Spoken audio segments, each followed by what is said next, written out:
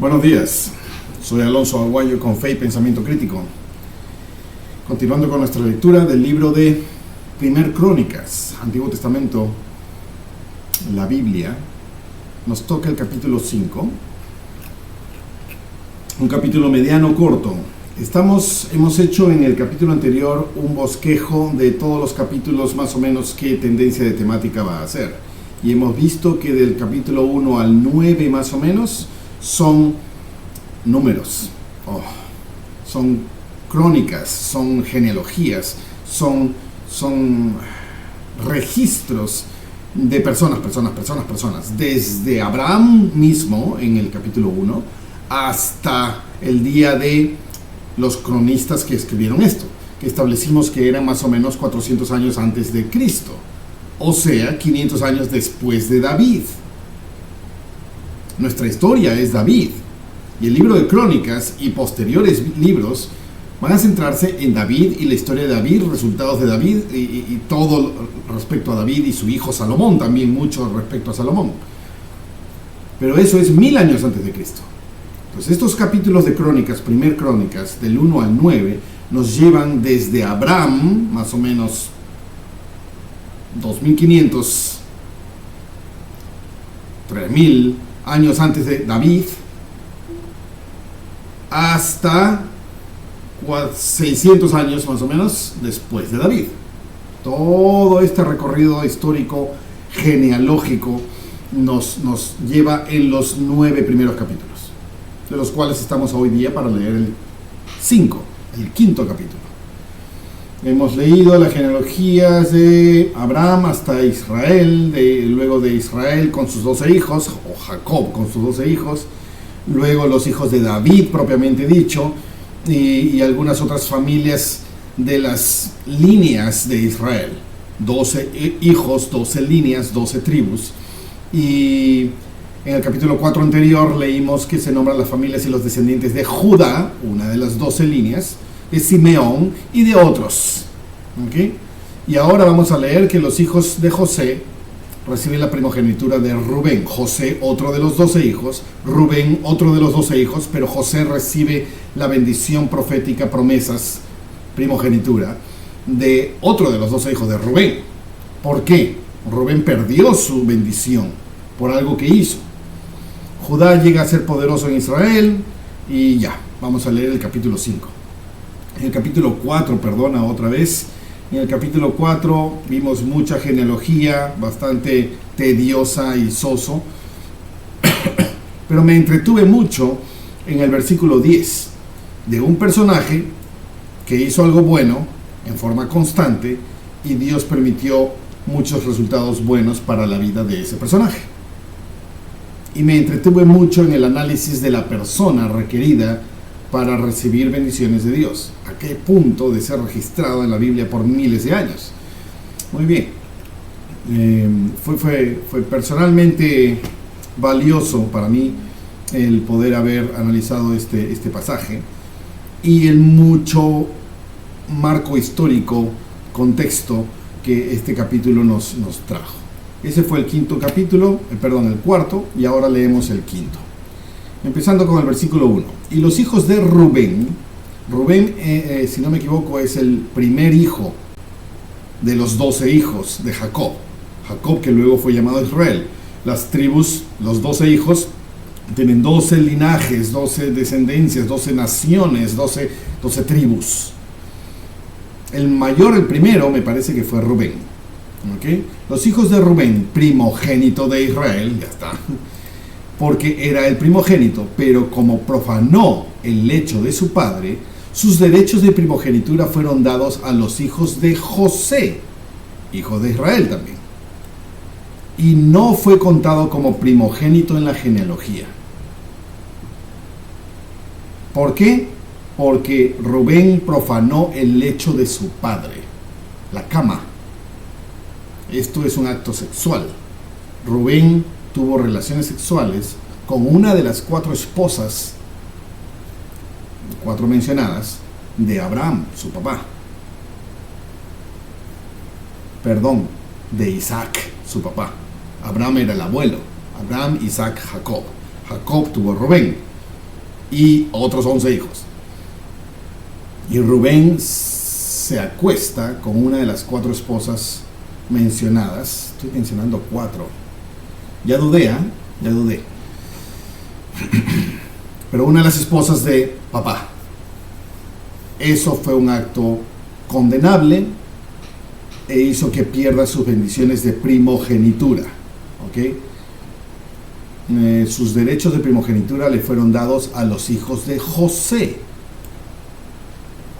José, otro hijo de Israel. Jacob tuvo algunas esposas. Ya no recuerdo, perdóname. ¿Okay? Vamos a preguntar al asistente y rápidamente nos da el contexto. La primera esposa que Jacob tuvo, después de los pleitos ya me acordé. Jacob trabajó para su tío Labán. ¿Okay? Labán era un hombre empresario y tramposo. Y trataba de sacar provecho de este sobrino que había venido, huyendo de su mellizo Esaú, porque lo quería matar por el asunto de la venta o el intercambio de la sopa roja, Edom, en fin, otras historias. Jacob vive ahí con el tío y se enamora de una de las hijas, la prima. ¿Okay? No sé si era prima directa, creo que sí, prima de primer grado, o más allá, pero en fin, la prima.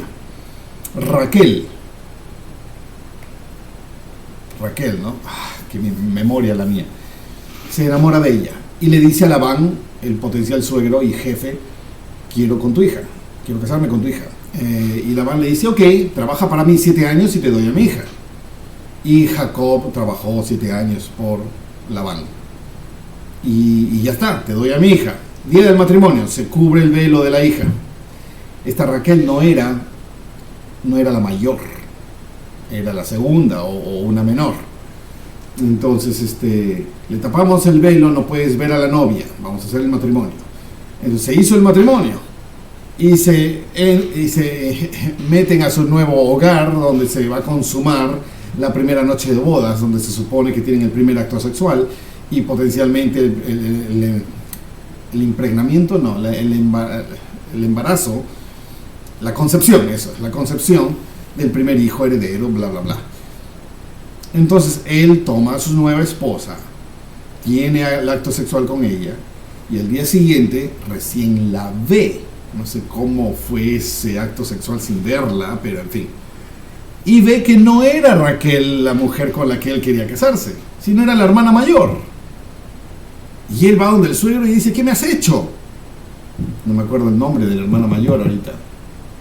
Y el suegro, con toda la confianzudez y desparpajo, le dice, no, pues ella es la hermana mayor, así que ella tiene que ser la primera en casarse. Así que querías casarte con una de mis hijas, pues la mayor tiene que ser la primera. Si quieres casarte con la segunda, bueno, entonces otros 7 años trabaja para mí. Pero ¿cómo me vas a haber engañado así? Tranquilo, después de la semana de tradición de tener una esposa, ya puedo darte a Raquel, la segunda esposa, ya puedes tenerla. Pero bajo la condición, me firmas acá de que trabajas para mí otros 7 años. Y él, bueno, pues. Y así, a la semana tuvo a su segunda esposa, al amor de su vida, pero ya era la segunda esposa. Y tuvo que trabajar 7 años más para el suegro. En todo este proceso, la pobre esposa adorada, amor de su vida, la segunda, pero Raquel, no podía tener hijos. Otra vez, igual que la mamá, esposa de Isaac, igual que la abuela, esposa de Abraham, no podía. Y esto representa un desafío, un problema, un dolor en el alma. Pero la primera esposa, la que no era la que yo había escogido, pero ya la tengo encima, tiene un hijo, tiene 2 hijos, tiene 3 hijos, tiene 4 hijos. Y el dolor aumentaba para Raquel. Entonces, Raquel, en su dolor, le entrega a la criada. Ten hijos con mi criada para que los tenga a nombre mío por lo menos. Y empezó a tener hijos con la criada. Y luego la criada se creyó superior a la ama y eso fue vergüenza para Raquel. En la competencia, La primera esposa, que no era la escogida, pero la primera esposa, también le entrega a la criada y le dice: ten hijos con ella. Y más hijos y más hijos y más hijos. Tuvieron 10 hijos. Hubieron 10 hijos y la pobre Raquel no podía tener ni uno. ¿Cuántos años han pasado? ¿20? ¿30? ¿40 años? ¿Con qué frecuencia tenían hijos? ¿10, 15? No sé. Ya habían 10 hijos. Y de pronto, y por razones de transformación personal y concesión del milagro posterior, Raquel tuvo su hijo, el número 11, y ese fue José. José es el hijo número 11 del grupo de hijos del grupo de esposas, pero es el primogénito, es el primer hijo de la esposa querida, amada, adorada, escogida desde el principio. Es como que todos los demás no los amo tanto. No quiero sonar injusto, ingrato, como mal padre, pero pareciera como que amo lo que amo, pero cuando sale mi hijo de mi mujer especial, la única que he amado de verdad, este es mi hijo amado. Entonces lo adoro en forma particular, y si soy pues medio cavernícola, lo favorezco y le muestro favoritismos, y el resto se da cuenta, y lo trato especial y le compro juguetes especiales, ropa especial, alimento especial, qué sé yo. Pareciera que esto ocurre porque los otros 10 hijos crecieron con una envidia hacia este José, el hijo favorito de papá. Y a tal punto llegó la envidia que quisieron matarlo. Y cuando ya lo iban a matar, uno de los 10, y eran todos grandes y pastores y obreros y apoyaban a la casa y todo, uno de los 10 dijo: mejor no lo matemos, ¿qué ganamos con matarlo? Mejor vendámoslo a alguien que lo compra esclavos y ya está, y sacamos un provecho siquiera de esto. ¿Quién fue ese? Fue Judá. ¿Ok? Judá. Siempre se ha relacionado a los judíos con su habilidad de dinero. Habilidad, por llamarlo positivo, de algo totalmente despreciable en el estilo de fama que se han hecho a través de las generaciones y la vida. En fin, decidieron venderlo. Rubén, el primogénito de los primogénitos, o sea, el primer hijo de los 10, 11 en este momento, él sintió responsabilidad. O sea, no lo vamos a matar, no podemos hacerle esto a nuestro padre. Y se fue un rato, y cuando regresa ya no había José. Lo habían atrapado, ¿no es cierto? Ya no había José. ¿Qué han hecho? ¿Lo han matado? No, lo vendimos. Ok, se sintió menos mal. Pero todo esto es horrible, ¿no es cierto? Y José así desaparece. Y van y le dicen a papá, los 10 hijos: tu hijo ha muerto. Se lo comió un animal salvaje en el desierto. Acá está su manto precioso que tú le hiciste a él, manchado de sangre. Ellos habían matado un animal en el desierto, lo agarraron la sangre, la salpicaron en el manto y le dijeron: tu hijo ha muerto, cuando lo habían vendido.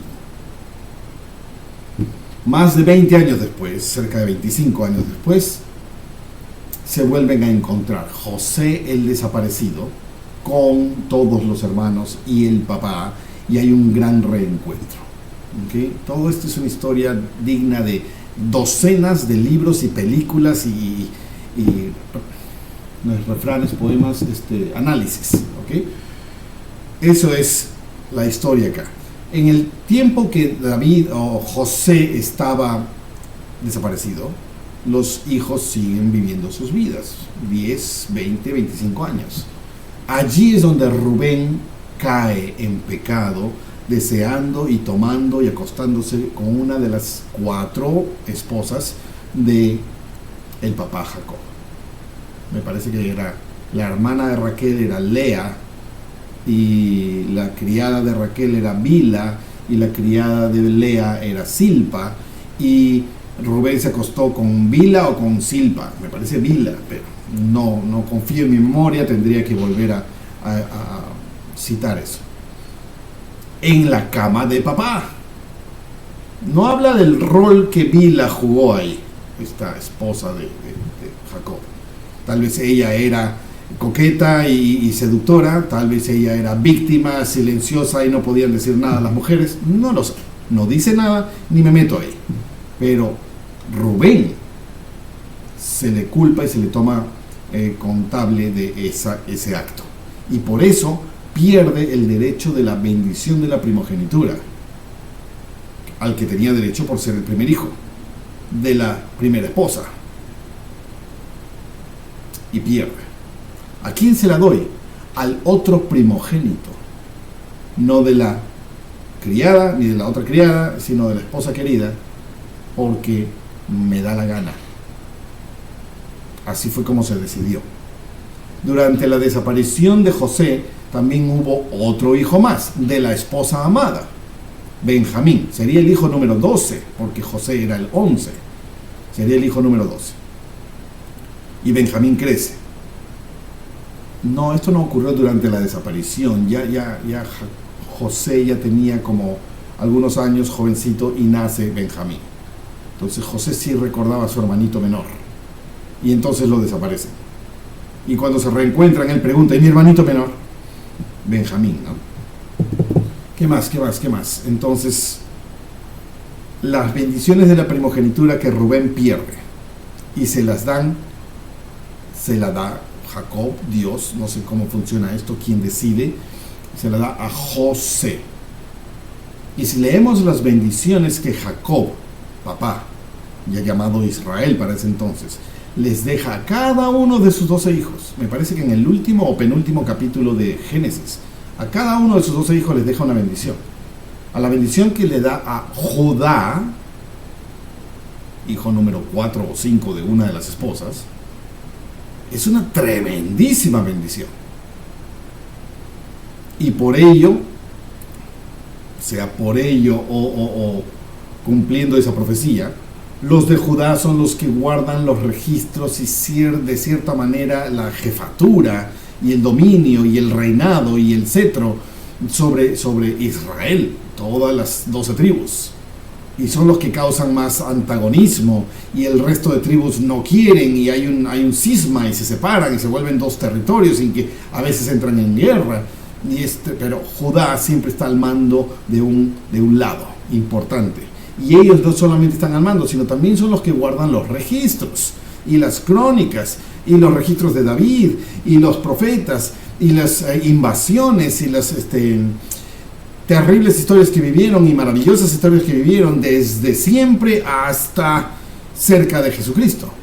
Digo cerca, más o menos los cronistas fueron los últimos que escribieron cosas y datan de cosas hasta el año 350, 400 antes de Cristo. Después de eso no hay mucho dato, por lo menos entre los libros aceptados dentro del canon tradicional de la Biblia. No voy a entrar a cánones no tradicionales o los temas de los libros apócrifos y los libros de Enoch y los libros de cuánta cosa hay. No quiero meterme allí porque hay tantas opiniones como gente hay, así que voy a resumirme a lo que tenemos y sacar provecho de lo que tenemos. Pero la tribu de Judá juega un papel preponderante por eso. Luego se habla de las 10 tribus perdidas de Israel. ¿Por qué perdidas? Porque no hay registros de ellas. ¿Qué pasó con ellos? Y las generaciones y generaciones y generaciones, como estos cronistas nos están contando y registrando. Pero llegamos hasta la época de los cronistas nomás, más o menos 400 años antes de Cristo. Y después ya no hay más crónicas, no hay más registros. Se perdieron. La gente está ahí y siguen teniendo hijos y estos con estos y se mezclan a tal grado que ya no sabemos quién es quién o quién viene de dónde.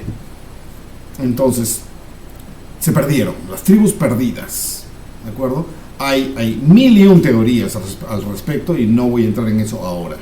Ya nos tocará entrar en eso porque hay libros que hablan de eso.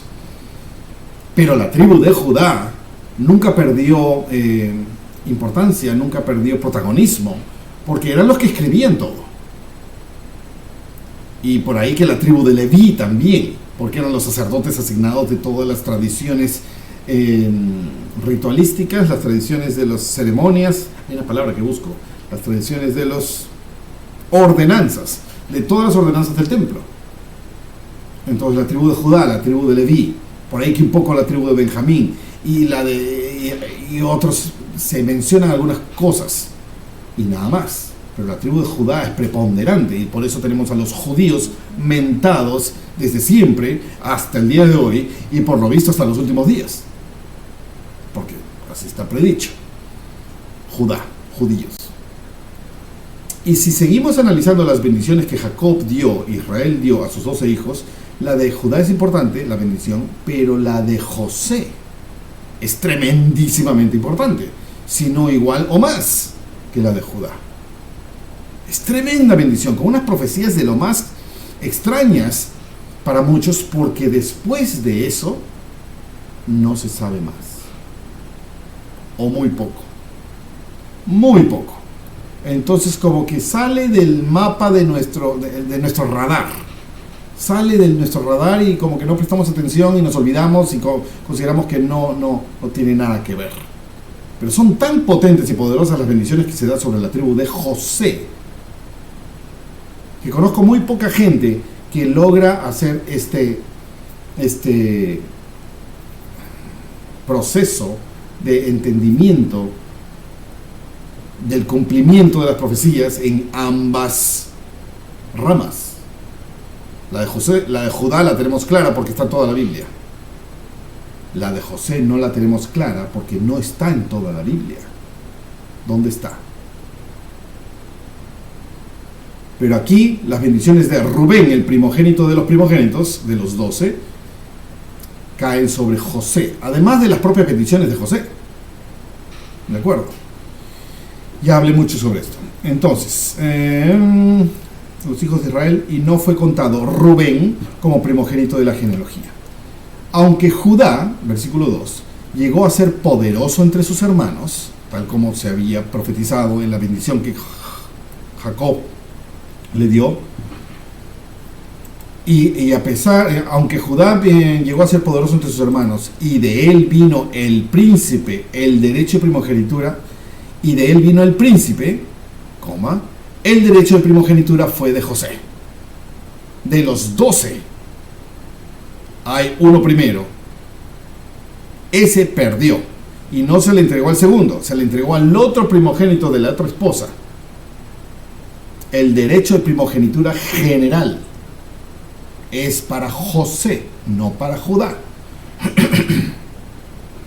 Ahora, a pesar que de Judá fue muy poderoso, y de Judá vino el príncipe. ¿Quién es el príncipe? Miqueas y Mateo. Dice: mas tú, Belén Efrata, pequeña eres, pequeña para estar entre los familiares de Judá, de ti me saldrá el que será gobernante en Israel. Mas tú, Belén, Judá. Y sus orígenes son desde tiempos antiguos, desde los días de la eternidad. No entiendo mucho. Mateo 2, 4 al 6. Y habiendo convocado a todos los principales sacerdotes y los escribas del pueblo, les preguntó dónde había de nacer el Cristo. Y ellos le dijeron: en Belén, de Judea, porque así está escrito por el profeta. Y tú, Belén, de tierra de Judá, no eres la más pequeña entre los príncipes de Judá.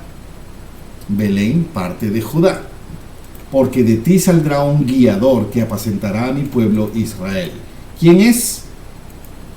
¿Dónde está? Nacer el Cristo. Cristo viene de la línea de Judá. Jesús viene de la línea de Judá. Aunque, dice el versículo 2, aunque Judá llegó a ser poderoso entre sus príncipes, y de él viene el mismísimo Salvador, Jesús. Aunque es así, el derecho de la primogenitura de Jacob, de Israel, viene a José. Esto es muy importante. Muy, muy, muy importante.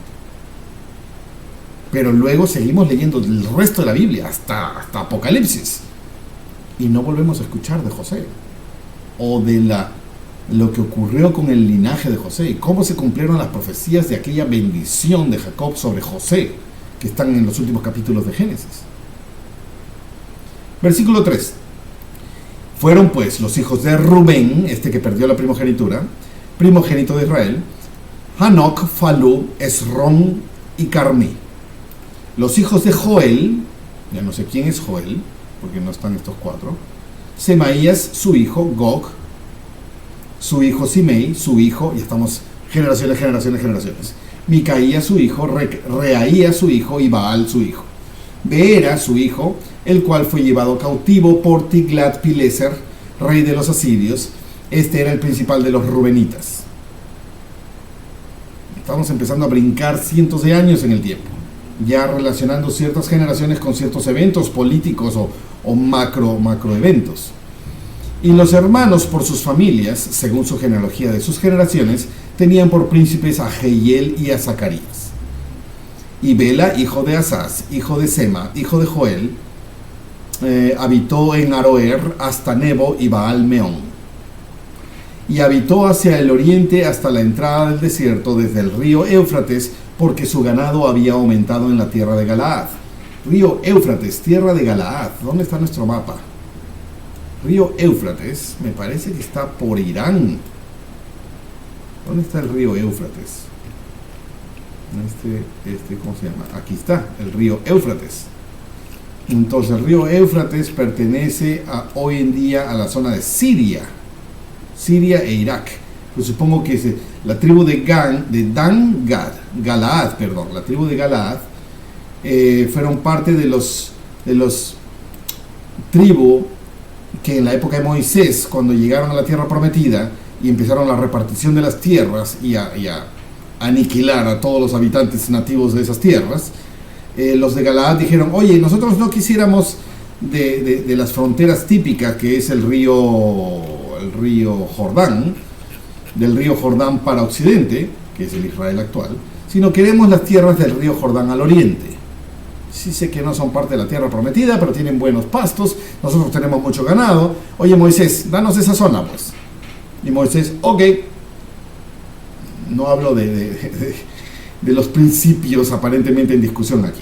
Y la tribu de Galaad, junto con otra y parte de Manasés, me acuerdo, tomaron estas tierras de acá, al oriente del Jordán.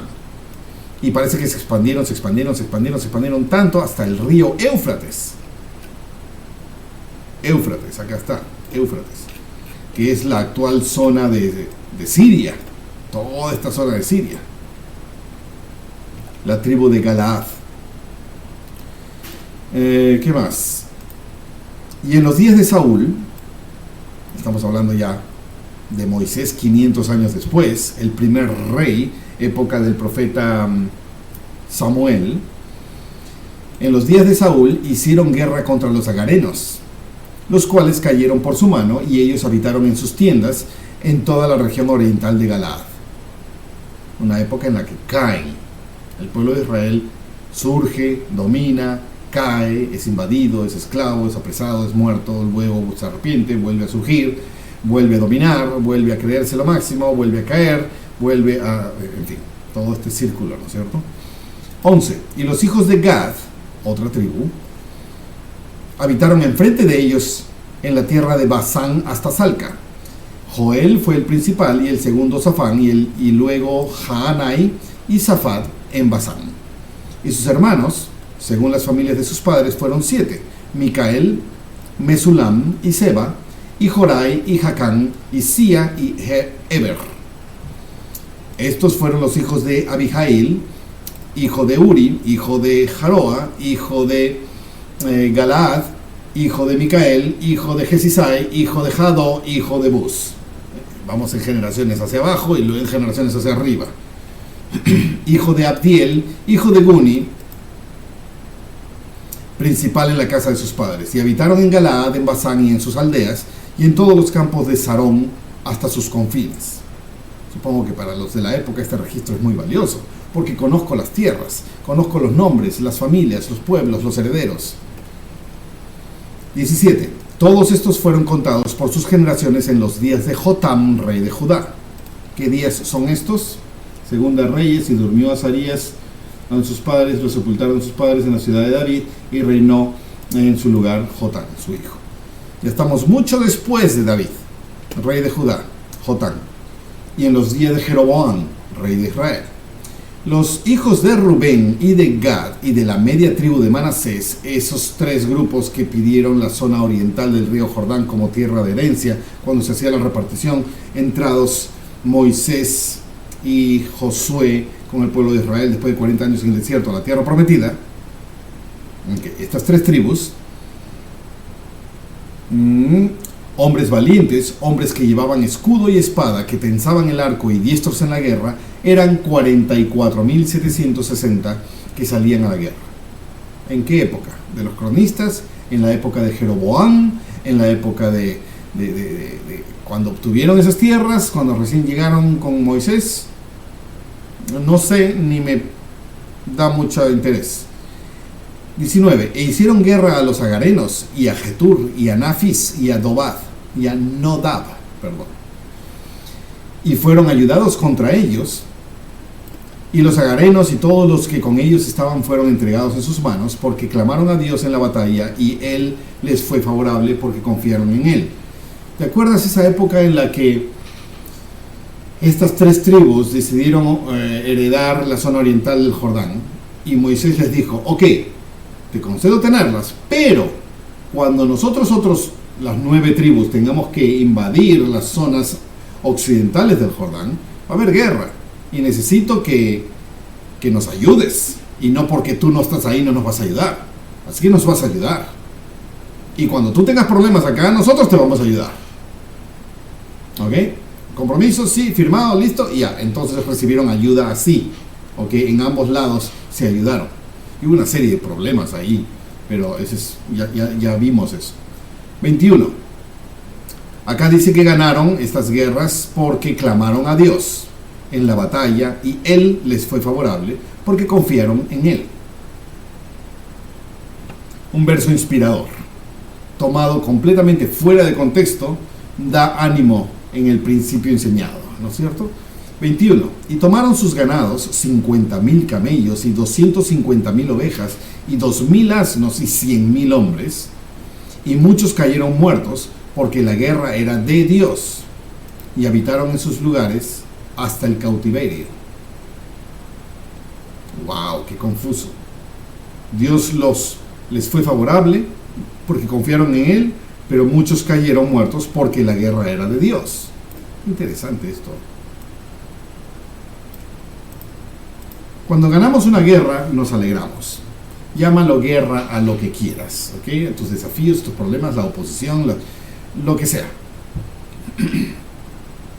Pero debido a la guerra, hay caídos, hay pérdidas. Pero cuando ganamos la guerra, celebramos. Sí, pero perdimos familia. Hablemos de una guerra real. Y ganamos la Segunda Guerra Mundial, ganamos la Primera Guerra Mundial. ¡Ah, qué alegría! Somos lo máximo. Pero ¿cuántos de los nuestros murieron? ¿Y cómo justificamos esto? Porque la guerra era de Dios. Esto me niego a aceptar el argumento superficial a mis ojos de que Dios disfruta la guerra, de que Dios es un Dios de guerra, a pesar que las Escrituras dicen Dios de los ejércitos, ¿no? Lo que quiero aislar aquí es la voluntad de Dios. Es allí donde yo no tengo ninguna injerencia, ningún control, ningún entendimiento, si es que trato de entenderlo. La voluntad de Dios. ¿Por qué Él muere y por qué Él vive? Dios es malo, Dios es bueno. Solo sé que no sé nada. Eso es la única verdad. ¿Por qué unos mueren? Mueren niños, mueren pobres, inocentes, los mejores. Era tan especial. ¿Por qué? Porque la guerra es de Dios. Mucho de nuestro conflicto mental y emocional respecto a las aparentes justificaciones de la bondad de Dios o la aparente justificación de la maldad de Dios, esto se debe a que no, se me van las ideas para armarlo concatenadamente. La guerra era de Dios.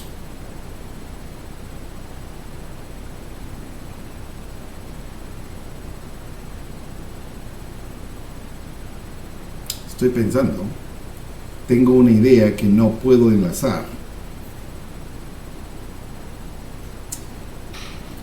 Cuando juzgo a Dios es porque no entiendo lo que Dios entiende. Mucho de nuestro problema a la hora de tratar de entender y juzgar es darle el valor preponderante a esta vida, descartando por ende la importancia de la próxima vida, igualmente de la vida anterior, porque las tres están bien claras y entendidas. No tenemos por qué empezar a deliberar, habrá vida anterior, habrá vida después. Esas son cosas iniciales, ¿no es cierto? Porque te conocí antes que estuvieras en el vientre de tu madre. Ok, pues ya hay una vida anterior. Y muchas otras referencias. Estamos en la vida que estamos y se nos manda a hacer lo que debemos hacer espiritualmente para poder, ¿qué? Llegar a la presencia de Dios, para poder tener las mansiones que Dios está preparando para nosotros y la próxima vida. Entonces, antes, hoy y después. Está clarísimo eso. Pero pierdo de vista el antes y el después, particularmente el después, cuando le doy toda la importancia a la hora. Y que ahora es lo único que importa. Y que si ahora no es favorable, entonces Dios es malo conmigo. O con él, o con ella, o con ellos. La guerra es de Dios. Y si Él decide llevarte o llevarse a él, a ella, fuera de esta vida, para nosotros murió. ¡Qué terrible! Me has quitado al amor de mi vida, a mi hijo. Esto no es justo, a la inocente. Dios es malo. O Dios no existe. La guerra es de Dios. Porque yo le estoy dando toda la importancia a esta vida. Cuando esta vida es simplemente un preparatorio, un centro de entrenamiento, un campo de concentración, valga la dificultad del asunto, para la próxima, un trampolín para el nivel esperado. Y tratamos lo más posible de contrarrestar el trampolín para que me lance lo más arriba. Entonces, la importancia de esta vida es esfuérzate. No que la pases bonito, no que seas feliz, no que todo sea prosperidad y éxito y paz interminable. Ese es a lo que apuntas. Pero no es ahora. Ahora es el esfuerzo, el sacrificio, el pago, la obediencia, la demostración, el entrenamiento para eso. ¿Qué es después? La guerra es de Dios, no es mía. Yo soy un soldado en la guerra de Dios. Y es conveniente que yo muera ahora. Es conveniente que yo viva ahora. Es conveniente que estos vivan esto. Es conveniente que estos vivan aquello. La guerra es de Dios. No hay nada que yo pueda controlar en esta vida. En este momento mi corazón decide parar. Yo no controlo eso.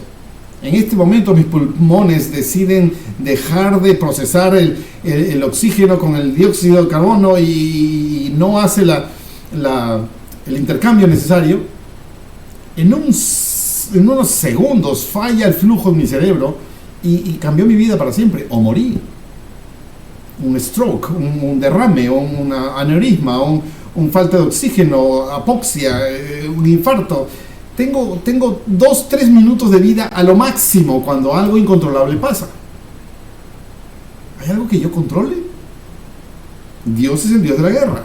Esta es la guerra. Él controla eso.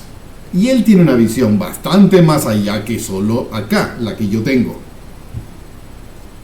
Cuando Él lo considera prudente, Él hace lo que hace. Yo he aprendido una lección muy dolorosa respecto a las malas experiencias, cuando uno hace su mejor esfuerzo. Las malas experiencias como resultado aparente cuando haces tu mejor esfuerzo, honestamente el mejor. Y es que cuando el círculo da vueltas, estoy en mi mejor esfuerzo y las cosas van terribles y sufro muchísimo y pierdo, qué sé yo, juzgo, llego a un punto, siempre termino llegando a un punto en el que entiendo de tal manera que termino agradeciendo por la terrible experiencia que me tocó vivir en su momento, que me ha traído hasta acá. Cuando llego al punto en que puedo agradecer por las terribles experiencias, es que ya entendí la lección de esa experiencia, de ese círculo, ¿no es cierto? Y en la profecía final dice, y toda rodilla se doblará en adoración y aceptación del Salvador. Y toda lengua confesará que Jesús es el Cristo. Toda. No las buenas, no las malas, no las mejores, no algunas. Todas. Todos nos daremos cuenta que eso terrible, lo que quieras pensar, eso fue justamente lo mejor. Fue tan sabio, tan más allá de mi capacidad de comprensión en ese momento. Que los niños mueran, genocidios acá, y que Dios causa o Dios permite que ocurra. ¿Cómo es posible? Yo no puedo comprender, ni entender, ni pretendo enseñar que algo así pueda ser visto bien. Yo solo sé que cuando yo, no él, ella y el resto, yo hago lo mejor posible, honestamente,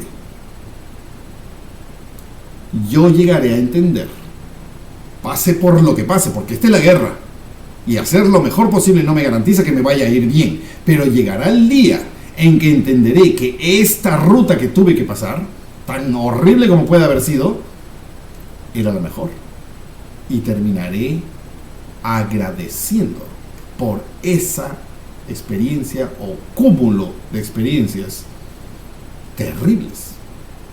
El mismísimo Jesús tembló de miedo en el momento de saber que tenía que pasar por lo que no podía controlar y estaba en manos de Dios, y dijo y trató de negociar y dijo, si es posible, si hay alguna manera de pasar de mí esta copa, por favor que no pase por mí, es lo que realmente quiero, no quiero pasar por esto. Si puedes concebir algún sufrimiento por más espantoso que puedas imaginar, él tuvo que pasar por eso, porque de eso se trataba, beber la amarga copa de la expiación en el monte de Getsemaní, justo antes de su crucifixión. Y por eso descendió al infierno y al Hades y a lo peor de todo, y ascendió a lo más alto de todo. Y eso habla de la misericordia, la justicia, la inocencia y la culpa, etcétera. Es otro tema. Pero no quiero hacerlo, no quiero pasarlo, pero no puedo controlarlo, no está en mis manos, está en tus manos. Pero no se haga mi voluntad. Eso es hacer lo mejor posible, aunque me vaya de cabeza, aunque lo pierda todo, aunque pierda los míos, hago lo mejor posible según mi honesto entendimiento. Y pasará lo que tenga que pasar. Y va a pasar. Y no se haga mi voluntad, sino la tuya. Y entonces ocurrirá lo que tendrá que ocurrir. Y lo pasaremos como lo pasaremos. Y un día daremos gracias por eso. Porque la guerra era de Dios. La guerra era de Dios. No es mi rol juzgar las guerras. Esa está mal. Esa está bien. Allá es inocente. Eso no debería. ¿Qué clase de Dios? No es mi rol. Porque así como los cielos son más altos que la tierra, los pensamientos de Dios son más altos que mis pensamientos. Estoy citando un verso de alguna parte que vamos a leer en algún momento. 23. Y los hijos de la media tribu de Manasés habitaron en esa tierra al oriente del Jordán, desde Basán hasta Baal Hermón, y Senir y el monte Hermón, multiplicados en gran manera. Y estos fueron los jefes de las casas paternas: Efer, Isi, y Eliel, y Asriel, y Jeremías, y Jodavías, y Jagdiel, hombres fuertes y valientes, hombres de renombre y jefes de las casas paternas. Pero fueron desleales al Dios de sus padres, no hicieron lo mejor posible. Y se prostituyeron al seguir a los dioses de los pueblos de la tierra. Se mezclaron con las ideologías de sus vecinos, a las cuales Dios había destruido delante de ellos. Y el Dios de Israel movió el espíritu de Pul, rey de los asirios, y el espíritu de Tiglat-Pileser, rey de los asirios, el cual exilió a los rubenitas, Rubén, Galaad y mitad de Manasés, ¿no es cierto? exilió a los rubenitas y a los gaditas y a la media tribu de Manasés, y los llevó a Jalá, y a Jabor, y a Jara, y al río de Gozán, hasta hoy. El hoy de los cronistas, 400 años antes de Cristo. ¿Qué pasó después de eso? Veremos muchas cosas. Esto de acá, la prostitución ideológica que incurre en los seguidores de Dios por no seguir la voluntad de Dios al pie de la letra, es algo que había sido profetizado por Moisés 1000 años antes de esta historia. ¿Okay? Y ocurrió. Si no erradicas el mal completamente, eventualmente va a brotar en ti y mezclarse con tus planes e ideas. Acá lo dice, prostituirse. Te vendes por precio barato, por lo más fácil, por lo más atractivo, por la satisfacción instantánea. Fueron desleales al Dios de sus padres, a los convenios que tenían hechos por juramento, por tradición, sí, todo así, pero por ordenanza, a los convenios por juramento que tenían en los convenios de las ordenanzas, que como pueblo de Dios habían seguido desde su nacimiento, cada una de estas generaciones. Muy bien, ese fue el capítulo 5. Lo he sentido intenso porque me es de valor personal sacarle intensidad a las joyas que me hacen a mí mejor, me dan a mí mayor entendimiento. Comparto lo que entiendo cuando lo entiendo, a pesar que soy tan falible humano como cualquiera y peor, que mañana más tarde lo olvido. He ahí la importancia de leer con frecuencia estas fuentes edificantes, espirituales, puestas para mi propia mejora, porque es mi honesta intención hacer lo mejor posible hoy, aquí, ahora. Y sacar esto. Comparto esto entonces y lo dejo aquí, capítulo 5 de 1 Crónicas. Y nos vemos en el próximo capítulo.